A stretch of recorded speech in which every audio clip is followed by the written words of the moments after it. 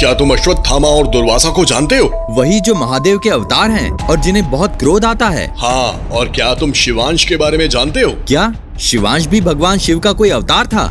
और क्या उसे भी बहुत क्रोध आता था? नहीं, शिवांश तुम्हारे और मेरी तरह एक आम इंसान है, लेकिन वो मार्शल आर्ट्स में चैंपियन था। वो महादेव का बहुत बड़ा भक्त है और महादेव की भी उस पर असीम कृपा है। लेकिन उसके साथ दुर्भाग्य से कुछ ऐसा हुआ कि वो बहुत कमजोर हो गया और दवाइयों पर जीवित रहने लगा। और उसकी कमजोरी का फायदा उठाया उसके भाई वेंकट ने, जो शिवांश से बहुत जलता था। उसने अपने भाई वेंकट के साथ वो किया जो कोई सपने में भी नहीं सोच सकता था। ऐसा क्या किया वेंकट ने? एक दिन मौका पाकर वेंकट ने शिवांश को शिवरात्रि वाले दिन ऊंची पहाड़ी पर बुलाया और वहां से उसे खाई में धक्का दे दिया। शिवांश बहुत रोया, बहुत गिड़गिड़ाया, लेकिन वेंकट के सर पर तो जैसे खून सवार था। तो उस ऊंची पहाड़ी से गिरकर शिवांश मर ही गया होगा और उसकी कहानी खत्म हो गई होगी। नहीं, उस ऊंची पहाड़ी से गिरने के बाद महादेव ने एक ऐसा चमत्कार किया जिसके बारे में जिसने भी सुना और देखा वो दंग रह गया। और शिवांश को जब होश आया तो उसने खुद को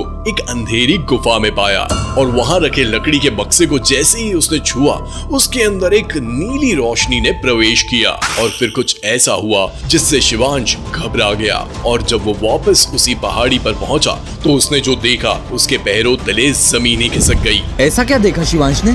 शिवांश ने देखा वेंकट वहां पहले से तलवार लेकर मौजूद था और वो इस बार कोई गलती नहीं करना चाहता था। लेकिन जैसे ही वेंकट ने शिवांश पर तलवार से वार किया, वो तलवार जैसे ही शिवांश से टकराई तो ना जाने कहां गायब हो गई, जिसे देखकर वेंकट दंग रह गया।